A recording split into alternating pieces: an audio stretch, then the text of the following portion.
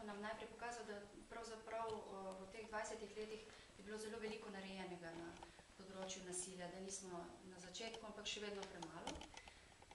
In kar je bilo zelo dobro in sporočilno je pa to, da smo se združile in povezale tako v tem projektu, bi bilo dobro tudi v kakšnem drugem projektu, ker na tak način več zmoremo, smo močnejše. Sprejeli smo pa v glavnem tri glavne smernice, ki bi rada zdaj predstavila. In sicer prva se je izkazala, da pravzaprav bi morali več narediti na preventivi.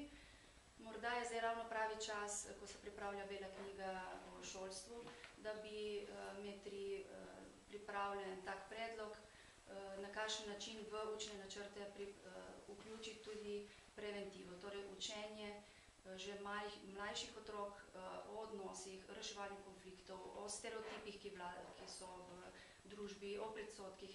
To je sicer tema, ki jo v šolskih parlamentih res da obravnavajo, ampak enkrat na 4-5 let je definitivno premalo.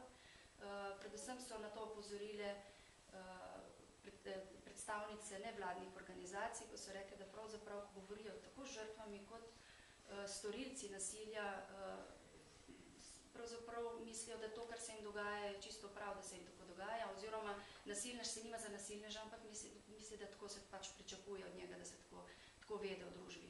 In ravno zaradi tega smo ugotovili, da pravzaprav bi morali več delati na sami vzgoji, ne pa samo na izobraževanju.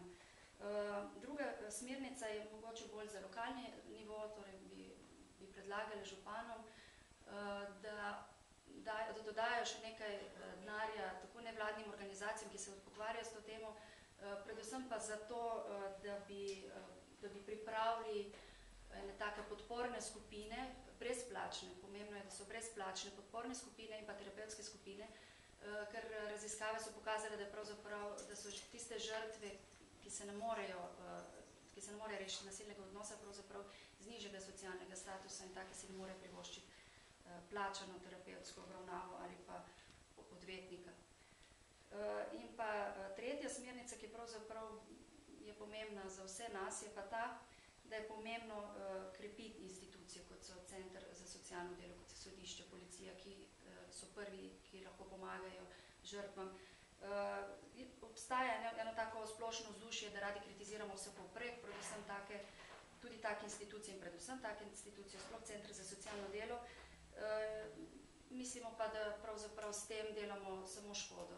Škodo delamo zato, ker se tudi same institucije bojo poistovetile s tem in bojo mislili, da tako brez veze, da se razvijajo, ker jih nihče ne spoštuje. Pa tudi žrtve bojo ravno tako ostale v nasilniškem odnosu, ker ne bojo vedeli, na